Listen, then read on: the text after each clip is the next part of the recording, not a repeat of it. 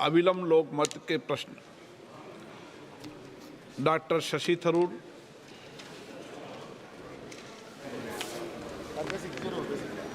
Thank you very much, Mr. Speaker. I wish to draw the attention of the Honourable Minister of Petroleum and Natural Gas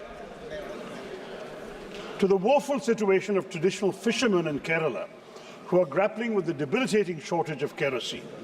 The limited quantity of kerosene available through the public distribution system has proven vastly detrimental to the operators of thousands of small country boats which do not have onboard motors, use kerosene as fuel. They're scarcely able to make ends meet, and the traditional fishermen are compelled to buy kerosene from black marketeers at extortionate prices. It's high time that the Union government took cognizance of the agony of these Indian citizens. Most of them are socially, economically disadvantaged, and the government should augment the quantity of subsidized kerosene made available through the PDS. Moreover, both the availability of kerosene and the volume of their daily catch are in doubt, sir, which make numerous fishermen cut short their working day to toil at odd jobs in the hope of earning at least some money. The lack of support from the Union government is worsening their misery. In fact, the allocation by the Union of PDS kerosene to Kerala has declined from fiscal year 2018-19 from 55,000 kilolitres to just 15,000 kilolitres last year, sir. Now, I know the Union government will say they want to encourage states to shift to cleaner and safer fuels like LPG, PNG and so on, which is why they're reducing PDS kerosene. Understood, sir?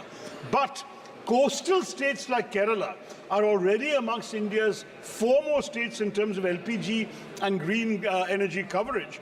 But the demand for kerosene is only to alleviate the agony of our traditional fishermen who rely on kerosene for fueling their fishing boats. If the Union government truly desires to facilitate a transition to more sustainable fuels, then it must subsidize an alternative. Perhaps provide other kinds of engines to our fisher people with a genuine subsidy. Otherwise, they should provide more kerosene, Mr. Speaker, sir. Thank you very much. Shri Isha Khan Chaudhary.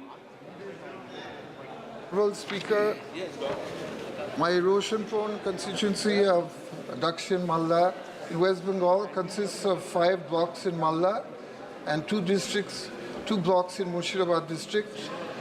Since the construction of the Farakka Barrage in 1971, which is managed by the Water Resources Department, severe erosion has occurred in Malda and Murshidabad districts. The construction of the barrage has caused huge silting to develop and has caused the Ganges to change its course by 17 kilometers east towards Malda. More than 900 square kilometers of land has been eroded since then. This has meant that 5 of the 7 blocks in my constituency, Farakka and Sapsarganj of Murshidabad district, and Manichak, Mothabari and Boishambar of Malda district are heavily impacted by erosion because over the years the Ganges is constantly changing its course. More than 1 lakh families or 700,000 people in this vast area have lost agricultural land and homes to the Ganges and are facing severe hardship. More than 35 primary schools, 10 numbers of secondary schools, innumerable temples, mosques, markets and government infrastructure has been destroyed by Ganga erosion. Speaker, sir, in the last 7 to 8 years alone, severe erosion has started again in the various parts along the river. About 5,000 families from my constituency are still living in temporary shelters and temporary colonies along the river and not on their own land. Furthermore, there is a grave concern that the part of the Ganges River in Manichak block of Dakshin Malda may soon merge with the Fulhar River channel of Ratwa, potentially wiping out large areas of Bhutni in Manichak and Bilamairi in Rotwa blocks. Speaker, sir, I offer a few suggestions to this issue. 1 minute, Speaker, sir. One minute. My suggestions: Ganga is a national river, so the central government and the Farakka Barrage Authority, with the cooperation of the state government of West Bengal, should take back full responsibility for anti-erosion work along 120 kilometer stretch. This was the case during the UPA government. 80 kilometers upstream of Farakka Barrage and 80 kilometers south of Murshidabad Farakka Barrage were managed by the central government. The current erosion prevention methods are using sandbags are ineffective. Large-scale investment in the present budget using boulder pitching, procurement work, and new technologies such as geosynthetic tubes are required to see their effectiveness. And finally, Speaker Sir, the rehabilitation and housing for thousands of families affected by erosion, including legal land rights for 5,000 families in rehabilitation colonies is required. Thank you, Speaker Sir. माननीय सदस्यगण, आज lunch नहीं होगा, 1 बजे से सामान्य budget पर चर्चा होगी। श्री जयंत कुमार राय।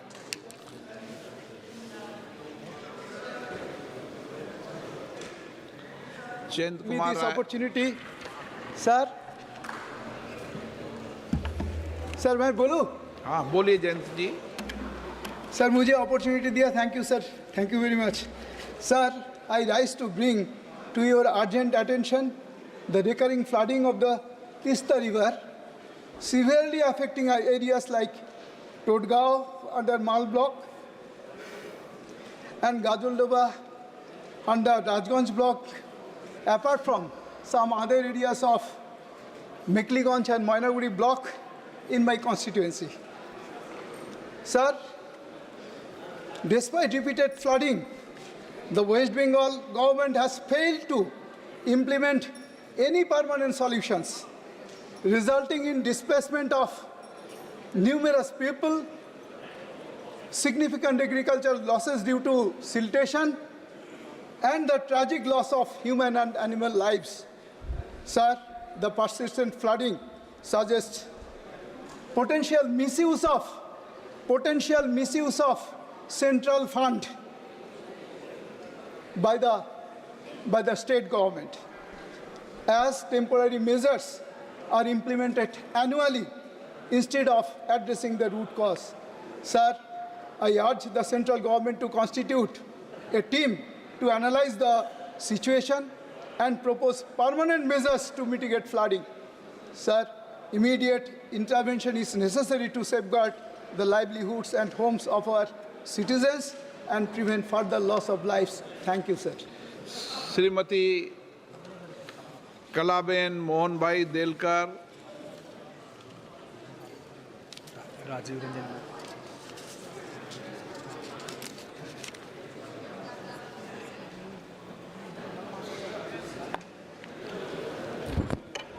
माननीय स्पीकर महोदय, आपने मुझे बोलने का मौका दिया, इसके लिए आपका बहुत बहुत धन्यवाद। मैं केंद्र शासित प्रदेश दादरा नगर हवेली के बारे में बताना चाहती हूँ। मेरा प्रदेश आदिवासी बाहुल्य प्रदेश है। प्रदेश में पंचायती राज होने के बावजूद यहाँ जिला पंचायत, पंचायत एवं नगर पालिका में अधिकार ना होने की वजह से आज भी प्रदेश की जनता मूलभूत सुविधा जैसी अच्छी सड़कें, स्वच्छ पीने का पानी, सस्ती बिजली, अच्छी शिक्षा एवं रोजगार से वंचित है।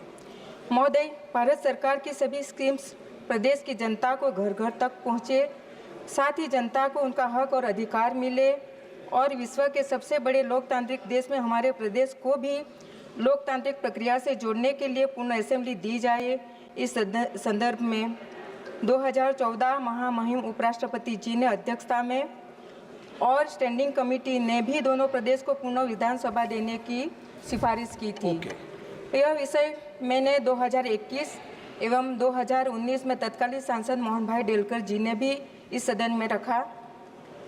यह मुद्दा तीसरी बार आपके सामने रख रही हूँ।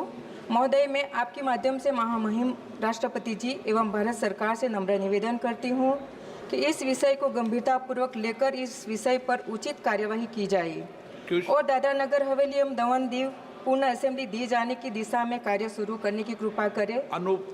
महोदय, जब तक असेंबली का गठन ना हो जाए तब तक सभी स्वराज संस्था को पूर्ण अधिकार दिए जाए। बहुत बहुत धन्यवाद। जय हिंद, जय दादरा नगर हवेली। अनूप संजय दोत्रे। संबंधित है। I request crop loans to be treated at par with other cash credit loans. To get interest subvention benefit, farmers have to pay their entire loan amount by March 31 every year. This is unfair because farmers often have to sell their produce at lower prices to meet this deadline.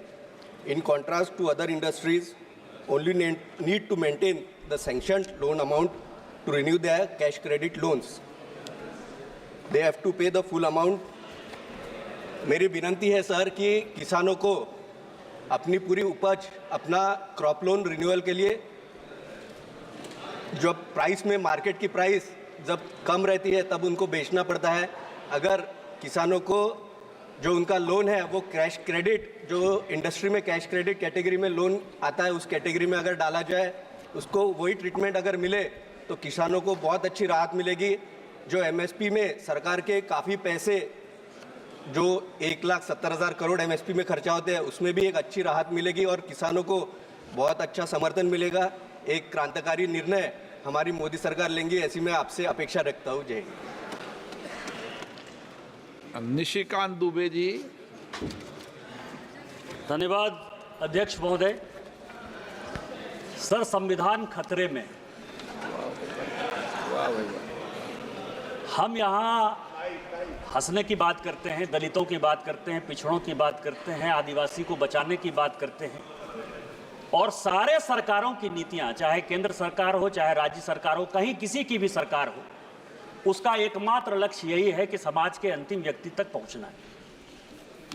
मैं जिस राज्य से आता हूं अध्यक्ष महोदय, Santhal Pargana area से, जब संथाल परगना बिहार से अलग हुआ, झारखंड, तो 2000 में आदिवासियों का पॉपुलेशन हमारे यहाँ संथाल परगना में 36% था और आज आदिवासियों का पॉपुलेशन 26% है। 10% आदिवासी कहाँ गायब हो गए, कहाँ खो गए? इसके बारे में कभी भी ये सदन चिंता की बात नहीं करता है, वो वोट बैंक की पॉलिटिक्स करता है। और जो हमारे यहाँ सरकार है, झारखंड मुक्ति मोर्चा, कांग्रेस, वो इसके ऊपर जो है कोई भी एक्शन नहीं लिया जा रहा है। आज क्या हो रहा है? बांग्लादेश का घुसपैठ हमारे यहाँ लगातार बढ़ रहा है। जो आदिवासी महिलाएं हैं उनके साथ बांग्लादेशी घुसपैठिए शादी कर रही है। हिंदू और मुसलमान का सवाल नहीं है। हमारे यहाँ जो लोकसभा का चुनाव लड़ती हैं महिला, आदिवासी कोटे से लड़ती हैं, उनके पति मुसलमान हैं। जिला परिषद की जो अध्यक्षा हैं उनके पति मुसलमान हैं। मुखिया जो आदिवासी होते हैं, और ये टोटल जो है आप समझे हमारे यहाँ 100 आदिवासी मुखिया है जो आदिवासी के नाम पर है और उसके पति जो है सभी के सभी मुसलमान हैं। हमारे यहाँ अभी विधानसभा का चुनाव हुआ अध्यक्ष महोदय, 123% तक यहाँ सभी लोग चुनाव लड़कर आए हैं। प्रत्येक 5 साल में 15 से 17% पॉपुलेशन बढ़ता है या वोटर बढ़ता है। हमारे यहाँ 123%। मैं जिस लोकसभा से आया उसकी एक विधानसभा मधुपुर में लगभग 267 बूथों पर 117% मुसलमानों की आबादी बढ़ गई। और पूरे आप समझिए कि टोटल जो है झारखंड में कम से कम 25 विधानसभा ऐसी है जहां 123%, 110% आबादी बढ़ी है। ये एक बड़ा चिंता का विषय है। दूसरा सर, हमारे यहाँ अभी पाकुड़ जिले में तारानगर, इलामी और डांगापाड़ा में दंगा हो गया। दंगा क्यों हो गया कि बंगाल से तो पुलिस है और वहां के लोग मालदा और मुर्शिदाबाद से आकर हमारे लोगों को भगा रहे हैं और हिंदुओं का गांव खाली हो रहा है। ये बड़ा ही सीरियस विषय है और मैं ऑन रिकॉर्ड कर रहा हूं। यदि मेरी एक बात गलत है तो मैं इस्तीफा देने को तैयार हूं। सारे बंगाल से, मुर्शिदाबाद और मालदा से सारे लोगों ने आकर हिंदुओं के ऊपर जुल्म किया और ये ऑन रिकॉर्ड है और झारखंड की पुलिस कोई काम नहीं कर पा रही है। मेरा आपके माध्यम से स्पीकर महोदय आग्रह है कि पूरा मालदा, मुर्शिदाबाद, अररिया, किशनगंज, कटिहार और हमारे यहाँ साहबगंज और ये झारखंड हाईकोर्ट का अभी 22 जुलाई का ऑर्डर है जो ये कह रहा है कि मुसलमानों की आबादी दिन प्रतिदिन बढ़ रही है और वहाँ भारत सरकार को हस्तक्षेप करना चाहिए। तो ये जितना किशनगंज, अररिया, कटिहार, मालदा, मुर्शिदाबाद और पूरा संथाल बना है, इसको यूनियन टेरिटरी बनाइए, नहीं तो हिंदू खाली हो जाएंगे।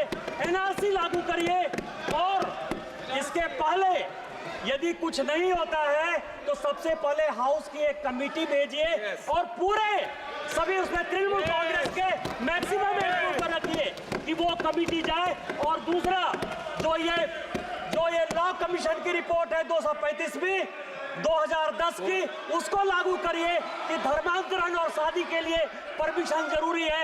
आपने मुझे मौका दिया। इन्हीं शब्दों के साथ जय हिंद, जय भारत।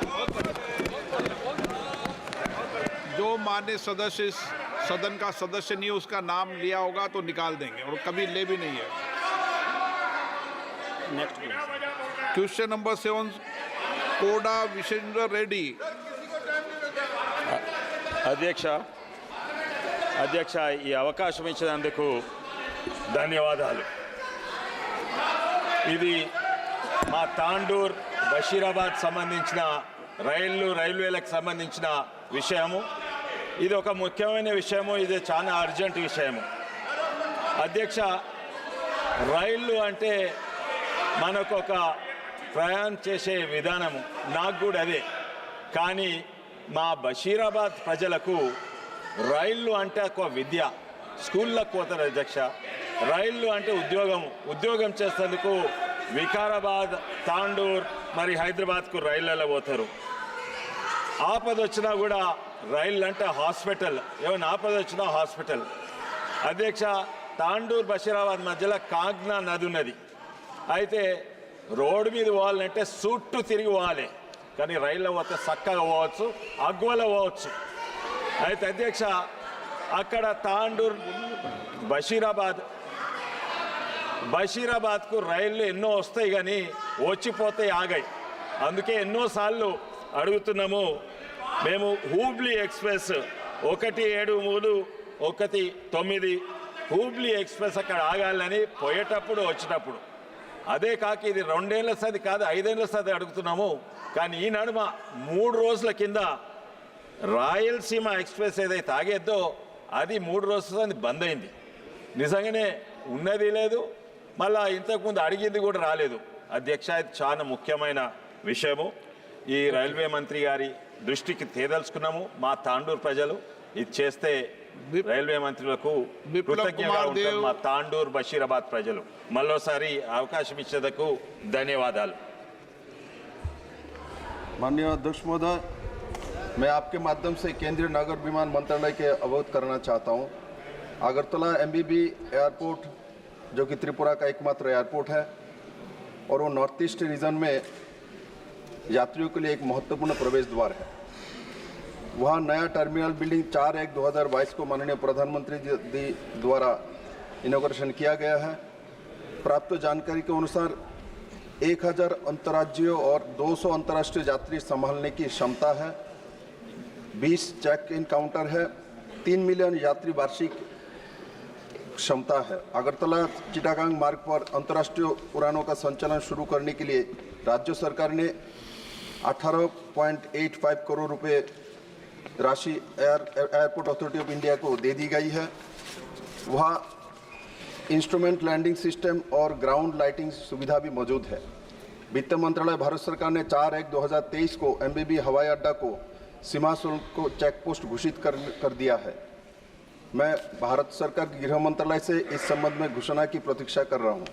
माननीय अध्यक्ष जी, मैंने इस विषय में तत्कालीन माननीय नागर विमान मंत्रालय को लिखा था, जिसके उत्तर में उन्होंने बताया कि इमिग्रेशन चेक पोस्ट का विषय गृह मंत्रालय के संबंधित है। माननीय नागर विमान मंत्री जी से अनुरोध है कि गृह मंत्रालय से बातचीत कर MBB एयरपोर्ट पर इमिग्रेशन चेक पोस्ट अति शीघ्र शुरू करे और इंटरनेशनल एयरपोर्ट घोषित करे।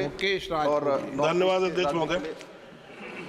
आपके माध्यम से माननीय मंत्री जी से अवगत कराना है कि मेरे संसदीय क्षेत्र फर्रुखाबाद में एक भी कर्मचारी राज्य बीमा निगम द्वारा संचालित चिकित्सालय नहीं है।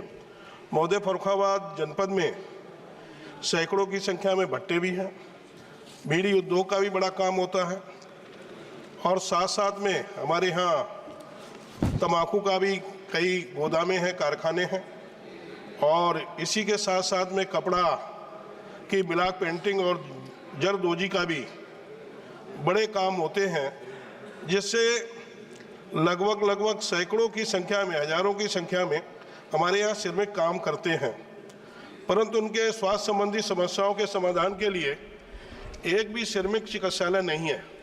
महोदय, आपके माध्यम से माननीय श्रम एवं रोजगार मंत्री जी से निवेदन है कि मेरे संसदीय क्षेत्र फर्रुखाबाद में एक श्रमिक चिकित्सालय ESIC अस्पताल की स्थापना कराने की कृपा करें, जिससे कभी दुर्घटनाग्रस्त कोई श्रमिक हो जाता है या स्वास्थ्य में कोई गड़बड़ी होती है, जिससे वो अपना स्वास्थ्य करा के अपने परिवार के साथ अपना जीवन यापन कर सके, अपने परिवार के साथ पुष्पेंद्र सरोज अपना योगदान कर सके। पुष्पेंद्र सरोज। सभापति, धन्यवाद सभापति महोदय, आपने मुझे बोलने का मौका दिया। सर, मैं कौशाम्बी से आता हूं और मैं सबसे पहले उन लोगों की आवाज़ रखना चाहता हूं जिनकी आवाज़ इस सदन में थोड़ी कम उठाई जाती है, हमारे इंडियन फोक आर्ट फेडरेशन लोगों की, हमारे कल्चरल लोगों की। सर, प्रयागराज में NCZCC ऑडिटोरियम है, वो बहुत समय से रेनोवेट हो रहा है। उनकी 3 प्राथमिकता हैं, 3 छोटी मांगे हैं जो मैं मिनिस्टर ऑफ कल्चर के सामने रखना चाहूँगा। सर, एक तो कि वो थोड़ा इंटरवेंशन करके उनका रेनोवेशन प्रोसेस जो है वो स्पीड अप करें, क्योंकि वो बुकिंग्स अपनी नहीं करा पा रहे और अपनी प्रैक्टिस नहीं कर पा रहे हैं। दूसरी उनकी मांग यह है कि उनकी बुकिंग फीस 4 गुना बढ़ाई जा रही है। सर, ये एक प्राथमिकता है क्योंकि 4 गुना उन पे जो भार है वो बहुत ज़्यादा है, तो प्लीज़ इसका संज्ञान लेते हुए उस बुकिंग फ़ी को थोड़ा कम करने का मेरा अनुरोध है। तीसरी उनकी मांग ये है कि जो बुकिंग स्लॉट्स हैं वो 4 से 6 घंटे हैं। वो सर पूरे दिन काम करके आते हैं और शाम का समय उनको मिलता है प्रैक्टिस करने के लिए। तो माननीय मिनिस्टर ऑफ कल्चर इसका संज्ञान लेते हुए हमारे फोक आर्ट फेडरेशन के लोगों से और हमारे जो कल्चरल लोग हैं उनका संरक्षण करते हुए इन 3 प्राथमिकताओं को संज्ञान में लेते हुए उनके टवर्ड्स काम करें। धन्यवाद।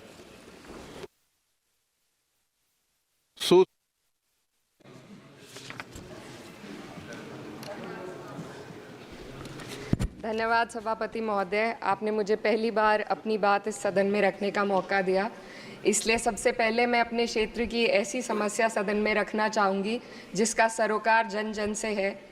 मेरे संसदीय क्षेत्र कैराना में रेलवे मंत्रालय से संबंधित विभिन्न समस्याएं काफ़ी लंबे वक्त से लंबित हैं। इनका पूरा कराया जाना आम जनता की सुविधा के लिए बहुत आवश्यक है। सबसे पहले पानीपत कैराना मेरठ रेल मार्ग का सर्वे कई बार कराया जा चुका है, लेकिन अभी तक इस रेल मार्ग पर कार्य शुरू नहीं हुआ है। हरियाणा और उत्तर प्रदेश को जोड़ने वाला ये बेहद आवश्यक रेल मार्ग है। इस रेलवे लाइन के बनने से हरियाणा और उत्तर प्रदेश के सीधे जुड़ जाने से क्षेत्र को बहुत लाभ होगा। इसके अलावा शामली से प्रयागराज तक और शामली से वैष्णो देवी तक नई ट्रेनों के चलाने की मांग क्षेत्र के लोग लंबे समय से करते आ रहे हैं। प्रयागराज में उच्च न्यायालय का होना और वैष्णो देवी एक धार्मिक तीर्थ स्थल होने के कारण दोनों स्थानों की कनेक्टिविटी अति आवश्यक है।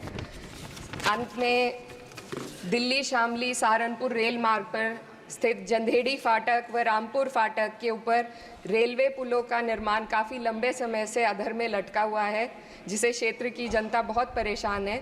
इन दोनों रेलवे पुलों का निर्माण जल्दी से पूरा कराया जाना भी बेहद ज़रूरी है। तो अध्यक्ष जी, आपके माध्यम से मैं माननीय रेल मंत्री जी से अनुरोध करूंगी कि कैराना संसदीय क्षेत्र की इन रेल मांगों का संज्ञान लेकर जल्द से जल्द निस्तारण कराने की कृपा करें। धन्यवाद। बी मणिकंठ टेगोर।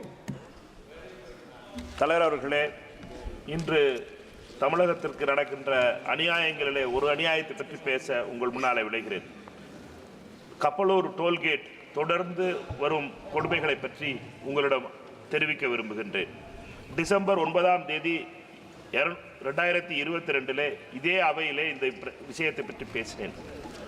டிசம்பர் 22ஆம் தேதி 2022 மாண்புமிகு அமைச்சர் திரு நிதின் கட்கரி அவர்களை சந்தித்து இந்த பிரச்சனை பற்றி பேசினேன். அவர் மார்ச் 23ஆம் வருடம் இதற்காக பதிலும் அளித்தார். நான் அவரிடம் கேட்டது கப்பலூர் டோல்கேட்டை இடம் மாற்ற வேண்டும் என்று. ஆனால் அவர் சொன்ன பதில் புதிய சயின்டிஃபிக் முறையான வழி தருவோம் என்றார். ஆனால் 15 மாதங்கள் கடந்து விட்டன, இன்னும் அந்த கொடுமைகள் தொடர்கின்றன. வருகின்ற 30ஆம் தேதி திருமங்கலத்திலே கடையடைப்பு நடக்கப் போகிறது. ஒரு டோல்கேட்டிற்காக ஒரு நகரமே நடந்த கடையெடுப்பு முதல் முறையாக நடைபெறப் போகிறது. பாஜக அரசின் மக்கள் விரோதத்திற்கு எதிரான இந்த போராட்டம்.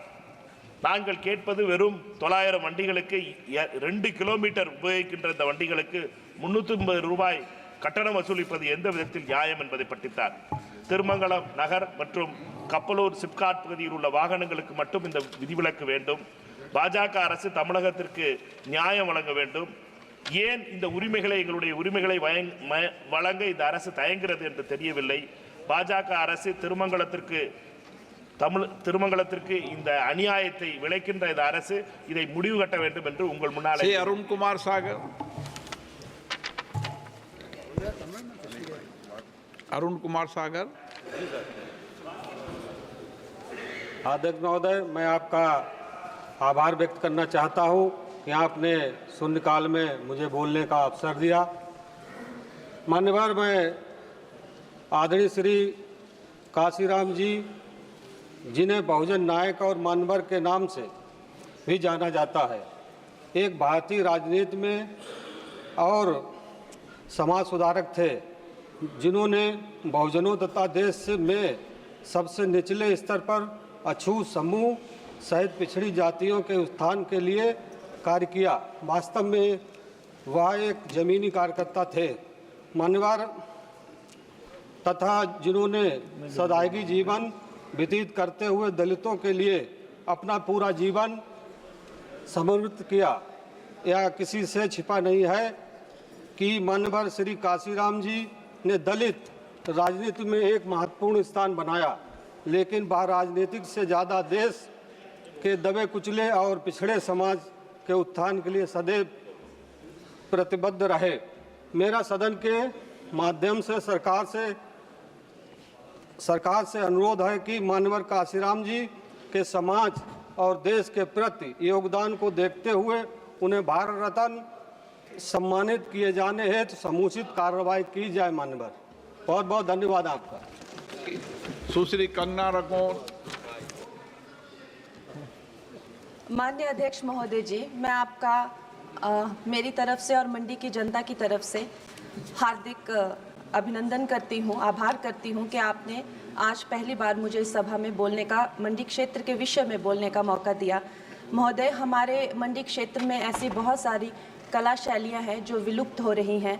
हमारे हिमाचल प्रदेश में जो एक घर बनाने की कला शैली है, जिसे काटकुनी कहा जाता है, वहाँ भेड़ और याक की ऊनों से जो है विभिन्न वस्त्र बनाए जाते हैं, जैसे कि जैकेट्स हो गए या टोपियाँ हो गई, शॉल या स्वेटर्स बनाने के जो काम है, जिनका बाहर के देशों में बहुत मूल्य मिलता है, लेकिन हमारे यहाँ पे पूरी तरह से जो है ये जो एक्सटिंक्ट हो रहे हैं, उनको बढ़ावा देने के लिए क्या कदम लिए जा रहे हैं। और साथ ही मैं ये भी कहना चाहूँगी कि हमारे हिमाचल का जो संगीत है, खासकर जो स्पीति और किन्नौर या भरमौर के क्षेत्र में पाए जाने वाला जो ट्राइबल उनकी जो कपड़े हो गए, उसके साथ में जो उनके फोक फॉर्म्स है, आर्ट फॉर्म्स है, वो भी विलुप्त होती जा रही हैं। तो उनके विषय में क्या कदम उठाए जा रहे हैं? धन्यवाद।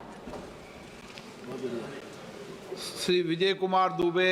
धन्यवाद माननीय अध्यक्ष जी, आपके माध्यम से मैं माननीय रेल मंत्री जी का ध्यान आकृष्ट उस रेल परियोजना की तरफ ले जाना चाहता हूं, जो आज से लगभग 1.5 दशक पहले बिहार और उत्तर प्रदेश के सीमावर्ती लोगों की आवश्यकता को देखकर छितौनी तमकुही रेल परियोजना शुरू किया गया था।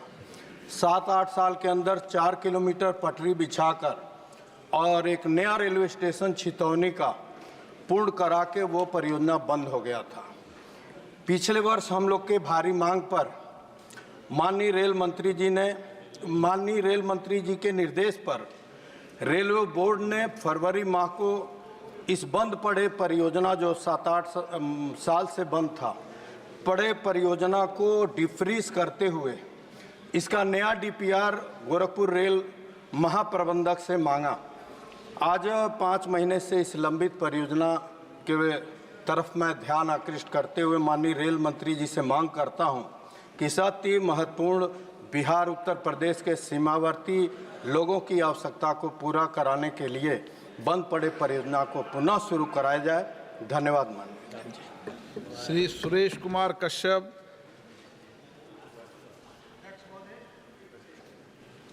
अध्यक्ष महोदय, हिमाचल प्रदेश को सेब राज्य के रूप में जाना जाता है और देश में हिमाचल में दूसरे नंबर पर सबसे ज़्यादा सेब का उत्पादन होता है और विशेष रूप से इसका 80% मेरे संसदीय क्षेत्र में होता है।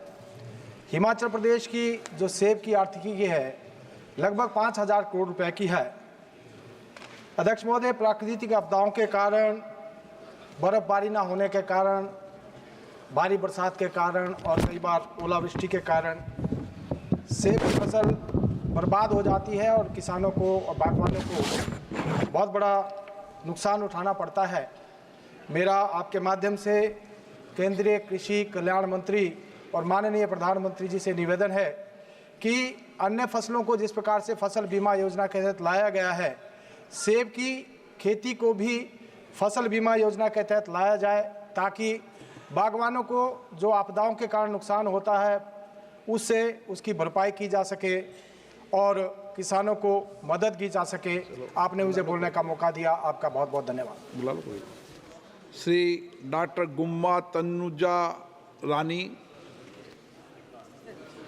Respected Speaker, sir, a prolonged issue of insufficient recruitment for the faculty from other backward classes and the scheduled castes and the scheduled tribe in the Central Institutes of Higher Education, despite mandated reservation, remains. The government data revealed a persistent and sustainable gap in faculty position within the reserved categories, sir.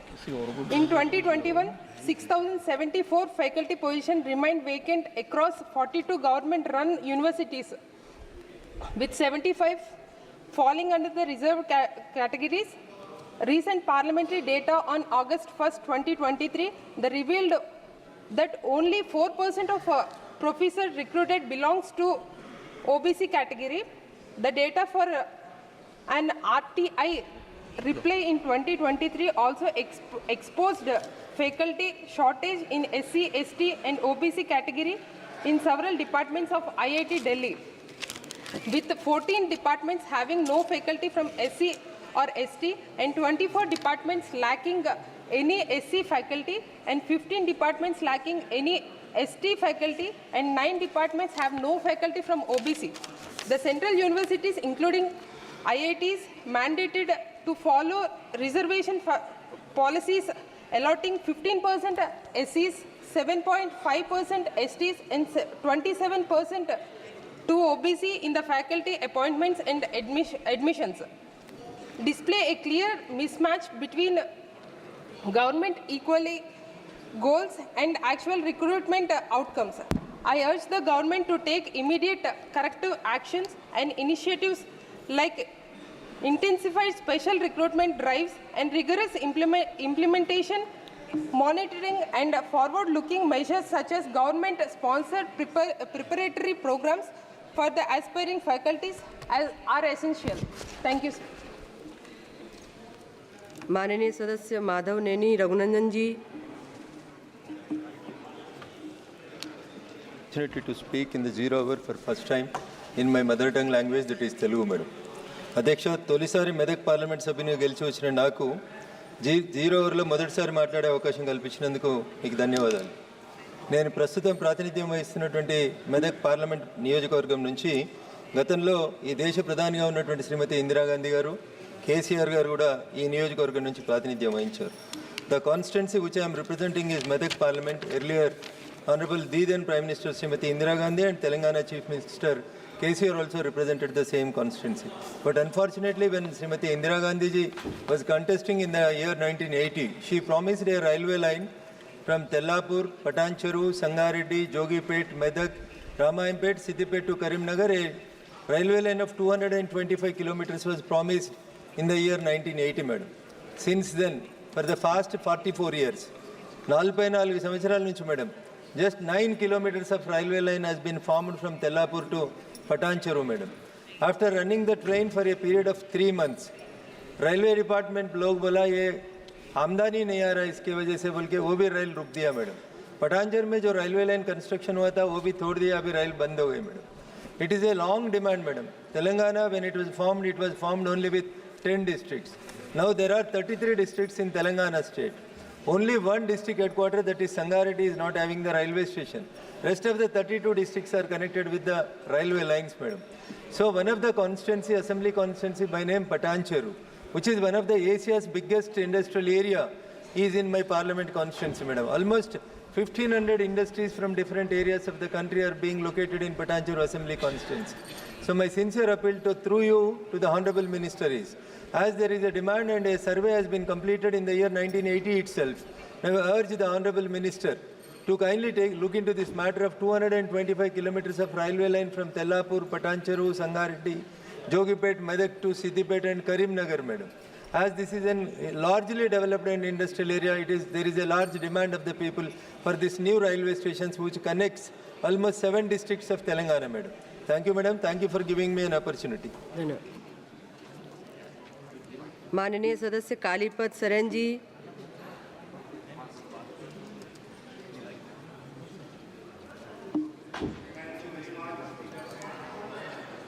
For giving me the opportunity to speak on an important issue of my constituency in this August House. I would also thank my people of Jharkhand constituency. Madam, people of my constituency, Jharkhand, popularly known as Jungle Mahal in West Bengal, has a long pending demand for laying down of new railway line between Jharkhand and Baripada.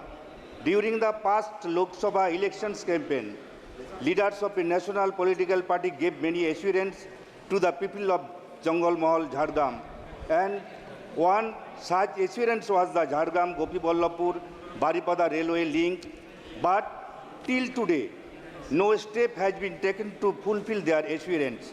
Madam, in fact, there is no direct railway connectivity between Jharkhand and Baripada and between Jharkhand and Bandwan of Purulia district in my constituency. Therefore, I would urge upon the central government and the Ministry of Railways to take up this railway project and construct the new railway line between Bandwan and Baripada via Jhilimili, Jharkhand, Gopi Ballabpur in my constituency. Thank you. माननीय सदस्य श्रीमती रूप कुमारी चौधरी जी. माननीय सभापति महोदया, सबसे पहले तो मैं देश के उच्च सदन में आपने मुझे बोलने का अवसर दिया, इसके लिए मैं अपने तरफ से और महासमुंद लोकसभा की जनता की तरफ से आपका बहुत बहुत धन्यवाद करती हूँ. माननीय सभापति महोदया, मैं छत्तीसगढ़ से आती हूँ, जिसे धान का कटोरा भी कहा जाता है. पिछले कुछ वर्षों से छत्तीसगढ़ में रबी और खरीफ दोनों के सीजन में धान की खेती का रकबा कई गुना बढ़ गया है, जिससे दलहन, तिलहन और बागवानी फसलों के उत्पादन के जगह सब लोग धान की खेती करने लगे हैं. समस्या यह है माननीय सभापति महोदया कि धान की कटाई के बाद जो खेत में धान की पराली बच जाती है, उसको जलाने की विकराल समस्या देश के सामने खड़ी हुई है, जिससे पर्यावरण प्रदूषण और भूमि की उर्वरकता भी लगातार नष्ट हो रही है और दुर्घटनाओं का भी आशंका बना हुआ है. महोदय, आज पूरा विश्व जलवायु परिवर्तन के चलते भयावह स्थिति का सामना करना पड़ रहा है और भविष्य में हालात और भी भयावह हो सकते हैं. क्या पराली प्रबंधन के लिए फसल कटाई के समय जो कंबाइन हार्वेस्टर के पीछे लगने वाले super extra management system machine को प्रत्येक कंबाइन हार्वेस्टर के साथ अनिवार्य किया जाना चाहिए? और उससे क्या है, आज जो हमारे पालतू पशु हैं, गाय बैल के लिए चारा की भी जो आवश्यकता पड़ रही है, अगर उसमें विशेष छूट प्रदान किया जाए ताकि उन पराली को हम गौशाला में दें और उसको बिना जलाए पहले उसको इकट्ठा कर लें और तब उस पर खेती के लिए उपयोग करें, तो यह हमारे लिए आवश्यक होगा.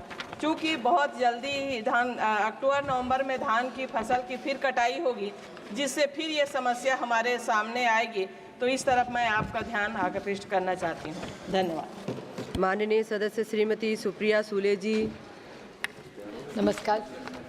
मैं आपकी आभारी हूँ कि आपने मुझे आज वक्त दिया. मेरे निर्वाचन क्षेत्र बारामती लोकसभा में पूना का बहुत शहरी एरिया आता है आणि पुणे, सातारा आणि कोल्हापूर या संपूर्ण भागामध्ये प्रचंड पाऊस आणि अतिवृष्टी झाली आणि काल रात्री प्रशासनाच्या माध्यमातून पाणी धरणातून सोडण्यात आलं. तर माझी एवढीच विनंती आहे की पाऊस झाला ते कुणाच्याच हातात नसतं, पण पाऊस पडल्यानंतर सरकारने पाणी सोडायच्या आधी नागरिकांना काहीतरी कळवायला तरी पाहिजे होतं, भोंगा तरी वाजवलं, काहीतरी अलर्ट करायला पाहिजे होतं. आणि त्याचबरोबर जेव्हा सरकारला माहिती होतं ऑरेंज किंवा रेड अलर्ट आहे, तेव्हा पुण्याच्या नागरिकांना आधी का नाही सांगण्यात आलं? कारण का आज संपूर्ण वारजे, सिंहगड रोड, पुण्याचा अनेक भाग, पिंपरी चिंचवड असेल किंवा पुणे शहर असेल, त्याच्यात अनेक घरं, शाळा, कॉलेज सगळे पाण्याखाली आलेत. लोक प्रचंड अडचणीत आलेत. माझी केंद्र सरकारला विनंती राहील की NDRFच्या माध्यमातून यांनीही महाराष्ट्र सरकारला पॅकेजची आणि सहकार्याची मदत करावी. पुणे प्रचंड अडचणीत आज आहे आणि फक्त पुण्याचा भाग नाही, कोल्हापूरचाही भाग. त्याच्यामुळे या सगळ्या अतिवृष्टीचा अतिशय गांभीर्याने त्याची नोंद घेऊन केंद्र सरकारने महाराष्ट्र सरकारला आणि पुण्याच्या नागरिकांना मदत करावी, एवढीच माझी विनम्र विनंती आहे. थँक्यू. माननीय सदस्य श्री हरेंद्र सिंह मलिक जी.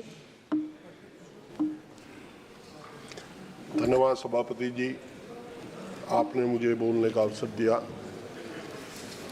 मान्यवर, मैं मुजफ्फरनगर से आता हूं, जो गेटवे ऑफ NCR कहा जाता है। NCR में सम्मिलित होने के बाद भी हम लोग विभिन्न विसंगतियों से जूझते हैं। अभी सरकार ने पिछले दिनों रैपिड रेल चलाई, जो जाकर के मेरठ के आखिर में रुक गई, मुजफ्फरनगर तक नहीं गई, जबकि मुजफ्फरनगर में सबसे ज़्यादा उद्योग धंधे हैं। वहाँ के लोग उद्योग धंधों का दंश तो झेल रहे हैं, उनके दूषित पानी से कैंसर पैदा होता है। लोग कैंसर में, आँख की बीमारी है, दिल की बीमारी है, फेफड़ों की बीमारी है। परंतु अगर रैपिड रेल को मुजफ्फरनगर कर दिया जाए तो लोगों को आवागमन की सुविधा होगी, व्यापार भी फले फूलेगा और लोगों की जान भी बचेगी। तो मेरा आपके माध्यम से सरकार से अनुरोध है कि इस रैपिड रेल को मुजफ्फरनगर तक कर दिया जाए और उन इंडस्ट्रीज पर जिनके धुएं से लोगों की आँख खराब हो रही है, फेफड़े खराब हो रहे हैं, और जो ग्राउंड वाटर जो पोलराइज हुआ है, उससे हमारा प्रदूषित हुआ, उससे लोगों की जान जा रही है, कैंसर फैल रहा है, उसकी भी सुविधा प्रदान करने की कृपा करें। धन्यवाद। माननीय सदस्य श्री अमरिंदर सिंह राजा जी।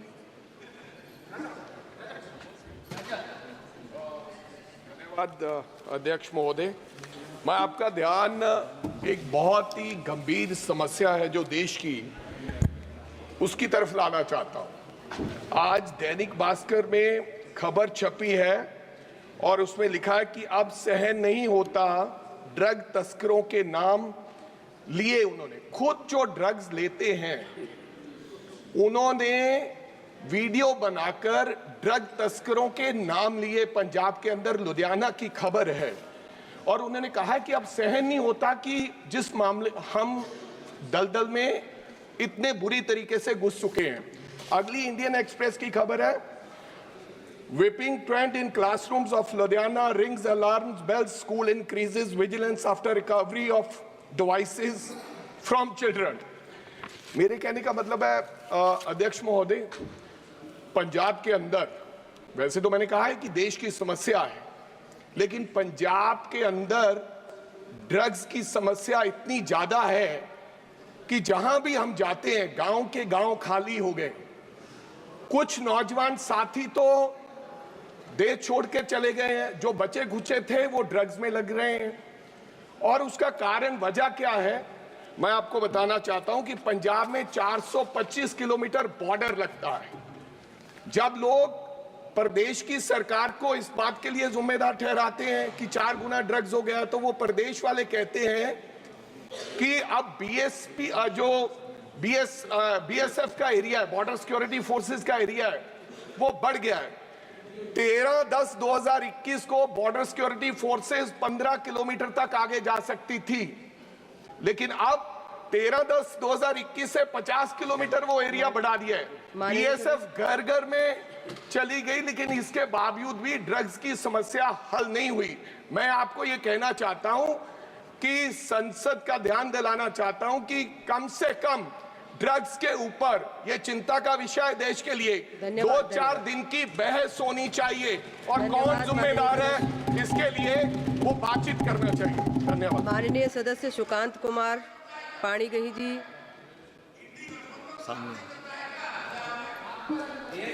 Respected Madam, thanks for giving me the opportunity to talk. माननीय सदस्यों से निवेदन करें, थोड़ा सा शांति बनाकर रखें। I represent one of most backward parliament, that is Kandhamal Parliament in Odisha. Most of the area is hilly terrain inhabited by tribals and backward population. In spite of best effort of Modi government, some areas are not yet covered with internet and mobile services. Thanks to Modi government for completion of 300 towers in last 2 years. Madam, another 600 mobile towers are required in my constituency to cover the areas Kondhamal district comes under aspirational district, madam. That's why I request Honorable Telecom Minister through you to provide adequate telecom services in my areas. Thanks. धन्यवाद। माननीय सदस्य श्री दीपेंद्र सिंह हुड्डा जी। धन्यवाद अध्यक्ष महोदय।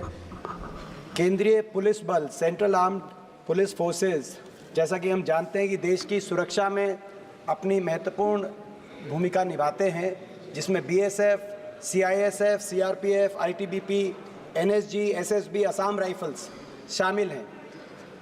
इन जो हमारे केंद्रीय police बल हैं, इनके ऊपर ना सिर्फ कश्मीर से लेकर नॉर्थ ईस्ट तक या नक्सल क्षेत्रों में, बल्कि सीमाओं, बंदरगाहों पे, एयरपोर्ट पे और यहाँ तक कि संसद की सुरक्षा भी अब इन्हीं के हाथों में दी गई है। इनके हितों से जुड़ी हुई मैं 2-3 बातें आपके माध्यम से रखना चाहता हूँ। पहली बात, इनकी एक मांग है कि ओल्ड पेंशन स्कीम इनके लिए लागू की जाए, क्योंकि जब न्यू पेंशन स्कीम लागू करी गई देश के लिए तो उसमें कहा गया कि new pension scheme for all employees except for arm forces in the first stage. तो उसमें आर्मी, नेवी और एयरफोर्स में आज भी ओल्ड पेंशन स्कीम चल रही है, जो कि अच्छी बात है। लेकिन उसके बाद मिनिस्ट्री ऑफ होम ने ये क्लैरिफाई किया कि ये जो सीएपीएफ हैं, ये भी arm forces of the union है, ये भी भारत संघ के सशस्त्र बल हैं, ये भी आर्म फोर्सेज की परिभाषा में आने चाहिए। इसीलिए इन लोगों की जब ये जो देश की सुरक्षा दे रहे हैं, तो इनके भविष्य की सुरक्षा करना भी मैं समझता हूँ हमारे देश का सरकार का कार्य है। इसके साथ साथ ओल्ड पेंशन स्कीम के साथ साथ माननीय गृह मंत्री जी ने कहा था कि 100 दिन का अवकाश सुनिश्चित किया जाएगा ताकि शूटिंग के इंसिडेंट्स ना हो, लेकिन अभी तक उस पर कोई कार्रवाई नहीं की गई है। इन फोर्सेस के लिए केवल 60 दिन का अवकाश दिया जा रहा है। 100 दिन का अवकाश सुनिश्चित किया जाए और हर राज्य में सैनिक बोर्ड की तर्ज पे अर्धसैनिक बोर्ड का गठन हो। हरियाणा राज्य के साथ साथ हर राज्य में अर्धसैनिक बोर्ड का गठन हो, ताकि इन कर्मियों के लिए इनके हितों को सुरक्षा की जाए। माननीय सदस्य राधेश्याम राठिया जी।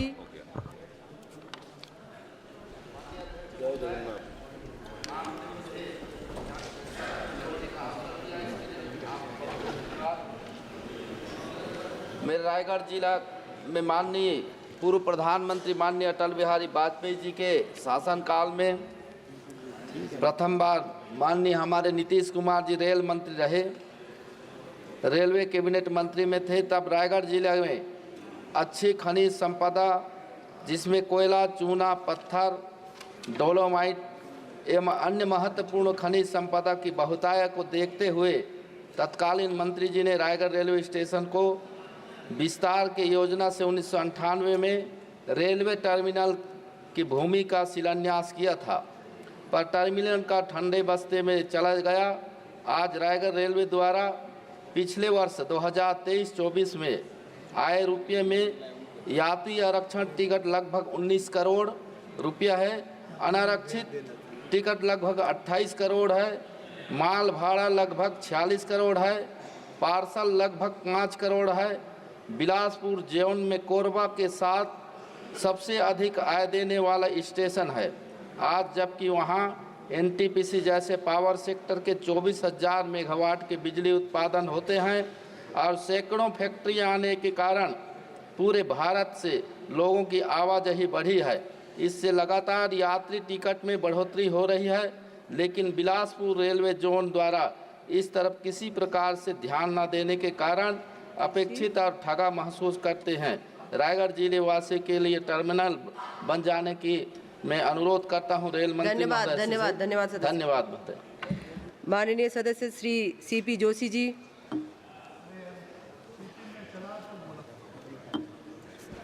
धन्यवाद सभापति महोदय। मैं मेरे संसदीय क्षेत्र चित्तौड़गढ़ के एक महत्वपूर्ण विषय पर आपके माध्यम से सरकार का ध्यान आकृष्ट करना चाहता हूं। आदरणीय प्रधानमंत्री जी के नेतृत्व में सड़क और परिवहन मंत्रालय ने राजस्थान ही नहीं, चित्तौड़ संसदीय क्षेत्र और पूरे राजस्थान में सड़क और परिवहन मंत्रालय की कई सौगातें दी हैं। तो पिछले 60 वर्षों में जितना सड़कों में जितना काम नहीं हुआ, उससे ज़्यादा पिछले 10 वर्षों में पूरे राजस्थान और चित्तौड़गढ़ संसदीय क्षेत्र में हुआ है, जिसमें केंद्रीय सड़क नीति की सड़कें भी है, 4 लेन से 6 लेन भी है। अभी किशनगढ़ से अहमदाबाद एक 6 लेन बना, उसमें बिलवाड़ा से उदयपुर के बीच में गंगरार कस्बा है, वहाँ लगभग 1.5 से 2 किलोमीटर एक कस्बा गंगरार कस्बा आता है। वहाँ फ्लाईओवर बनने पर दोनों तरफ बाजार एक तरह से खत्म से हो जाएंगे। मेरा आपके माध्यम से सरकार से मांग है, अगर वहाँ एलिवेटेड फ्लाईओवर बनता है तो वहाँ बाजार भी सुरक्षित रह पाएगा और उस क्षेत्र के लोगों को सुविधाएं भी मिल पाएगी। और वहाँ इस बीच में एयरपोर्ट के नज़दीक एक वल्लभनगर कॉन्स्टिट्यूंसी है जो विधानसभा हेडक्वार्टर है, वहाँ जाने के लिए एक अंडरपास की आवश्यकता है। वो 2-3 अगर काम होंगे तो निश्चित रूप से उस 4 लेन से 6 लेन होने का फायदा उस क्षेत्र के लोगों को मिलेगा। मेरी आपके माध्यम से सरकार से यही मांगे। बहुत धन्यवाद। माननीय सदस्य श्री केसी वेणुगोपाल जी।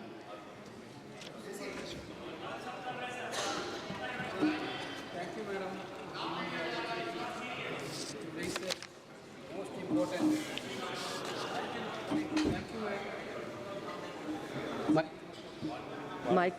Yes. Thank you, ma'am, giving me an opportunity for raising one of the most important issue relating to the U.S. ban on the import of sea shrimp from India. Since 2019, the U.S. has not imported shrimp from India, accusing Indian fishermen of not attaching turtle excluder devices to their nets. As a result, our fishermen are suffering greatly. Since then, there has been only a meager increase in the sea shrimp exports from India. The U.S. claims that sea turtles are getting caught in the nets. But this argument is not entirely true, madam. Traditional fishermen are the ones who traditionally protect sea turtles. Moreover, in 2019, the CMFRI reported that the presence of sea turtle in the west coast is very low, with fewer than 10 sea turtles eggs found on these beaches in a year. The fishermen argue that various government and seafood export development authority who are exposed to act on the said report have completely failed to address the reality. No sea turtles are caught during trawling period in any Indian states. In Odisha, where sea turtles are largely concentrated, trawling has been banned during their breeding season. In Kerala also, there are no reports of sea turtles being caught in nets at any stage of fish production. Due to this US ban initiated in 2019, India is estimated a loss of 2,500 crores rupees in seafood exports per year, madam. Taking advantage of this situation, the European Union, China, Japan, and other countries are bargaining and reducing the price of shrimp. Consequently, the prices of shrimp variety like Kara, Naran, Karikadi, Puvalan, and Karandan in the domestic market are falling, pushing our fishermen into a severe crisis. Considering the seriousness of this matter, I urge upon to the government to intervene in this matter urgently and find out a solution for the sea. Thank you, ma'am. माननीय सदस्य श्रीमती लवली आनंद जी।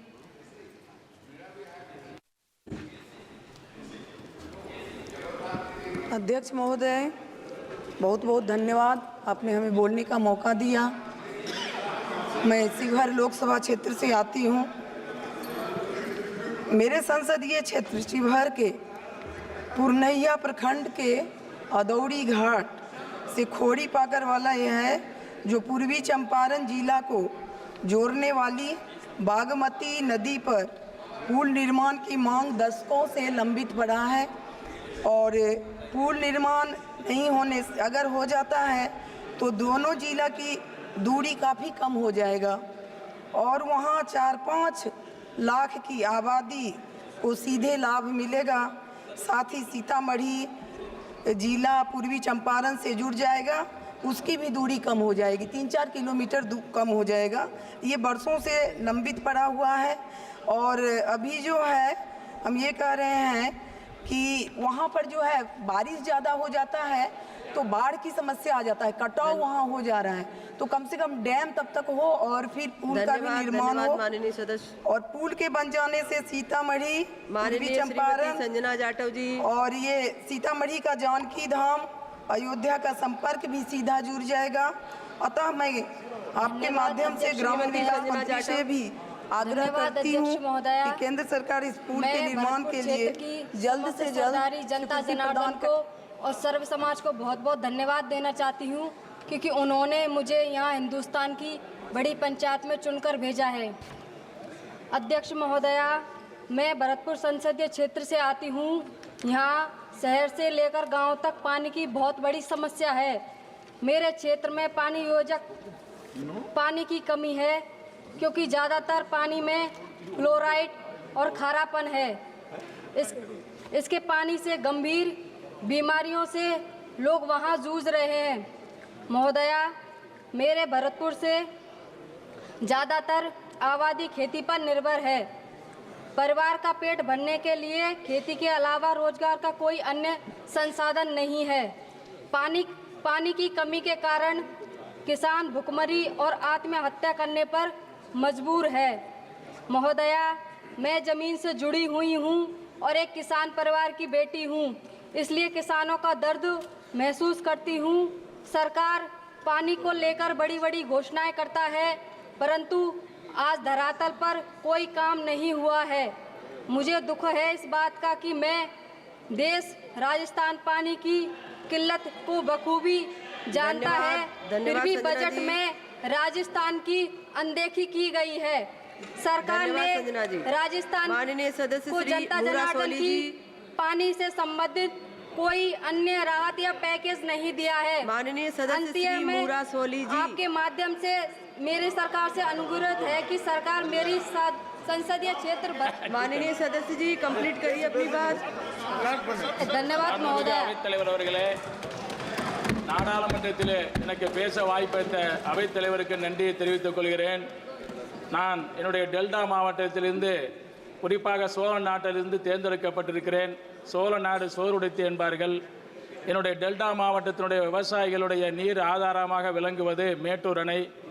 சென்ற ஆண்டு மேட்டூர் அணையில் நீர்வரத்து இல்லாத காரணத்தினால் M மாவட்ட மக்கள் மிகவும் பெரிதும் பாதிப்படைந்துள்ளனர். இந்த ஆண்டு இப்பொழுது மேட்டூர் அணையிலே கர்நாடக அணைகளுடைய நீர்கள் எல்லாம் அங்கே அணைகளெல்லாம் நிரம்பிய பிறகு உபரி நீராக இன்றைய தினம் மேட்டூர் அணையிலே நீர் திறந்து கொண்டிருக்கிறது.